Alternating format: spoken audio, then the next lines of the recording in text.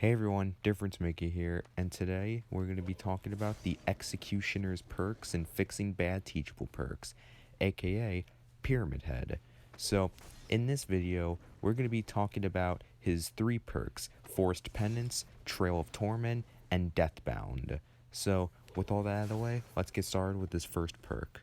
Alright, so his first perk is Forced Penance, and what this perk does is when a survivor takes a protection hit, they are inflicted with the broken status effect for 60, 70, 80 seconds. Now, before this perk got buffed, this was undoubtedly one of the worst teachables in the game, because it was highly situational and it was very bad, because in the PTB, it would only last 40 seconds if you hit someone. It was very bad, but then it was buffed later on to 60 seconds at tier 3, and even though it was good, the perk was still not good enough, so the devs buffed it again last mid-chapter to 80 seconds at tier 3, which was so much better because now you actually feel rewarding when hitting someone to give them broken, but the perk was still not good enough. It's still not a good perk, so I'm going to be buffing it here while adding new stuff to it. Now, when you're buffing the perks, it's important to keep the uniqueness of the perk, because if there is a perk that's really bad, I mean so bad it's not worth running, then it will need a rework. But with Forced Penance, the perk doesn't really need a rework because, like, when my goal of buffing perks is to keep its unique factor while also making it stronger. So, with all that out of the way, here's my personal changes to Forced Penance. Alright, so my changes to Forced Penance is this. Basically, survivors who take a protection hit will suffer from Broken and Oblivious, and suffer a penalty to repair, healing, sabotage, and cleansing for 60, 70, 80 seconds. And the penalty is 5%. So what this buff is going to do is it's going to add a lot more status effects to being broken, because originally when this perk was revealed, it said that you would suffer from Oblivious when getting hit, but that was actually an error. But people said that it actually should have gave them Oblivious, because the main problem with the perk was is if you hit someone who took a protection hit, they would just leave and work on a gen. But now I'm giving them a penalty, because if you get in my way, you're not only going to be broken, you're going to be oblivious, and you're not going to be able to repair gens as fast. So that's my proposed change to Forced Penance. This would make the perk so much better. Now let's move on to the next. Alright, so the next perk is Trails of Torment, and what this perk does is after kicking a generator, you become undetectable for as long as it's regressing. But if you injure a survivor, put them in the dying state, or if a survivor touches that gen, then you lose your undetectable. But if you kick the generator, it will glow yellow to all survivors, and the perk will go on cooldown for 80, 70, 60 seconds when it stops regressing. Now, this is yet another perk that was fucking awful when it first came out, because back then you didn't have undetectable originally. You did, but it was fucking 16 seconds. Yeah, 16 seconds after kicking it. And not only that, it only, like, it would reveal its aura to other survivors. But, like, why would you make a stealth perk, send it around stealth, make it so that it reveals the generator to everyone, saying, I'm going into stealth?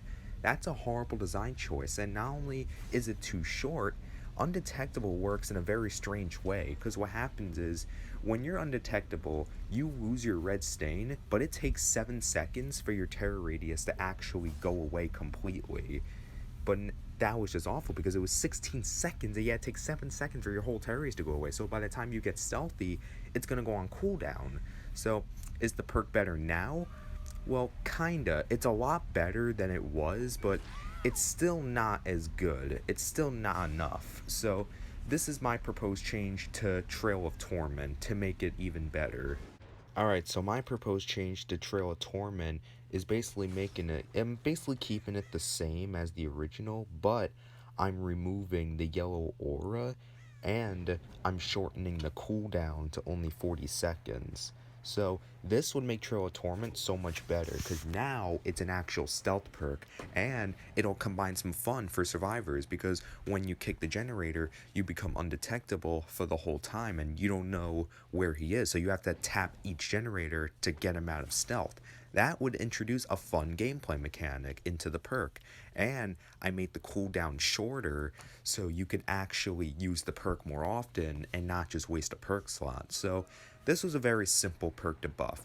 Very simple and sweet. Remove the yellow aura and lower the cooldown. That's it. Now, let's move on to his last perk. Alright, so Pyramid Head's final perk is Deathbound.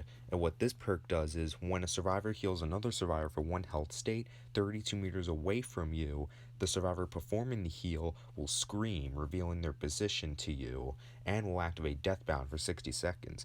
During this time, the survivor will suffer from Oblivious when they're far away from the person they healed, from 16, 12, and 8 meters away.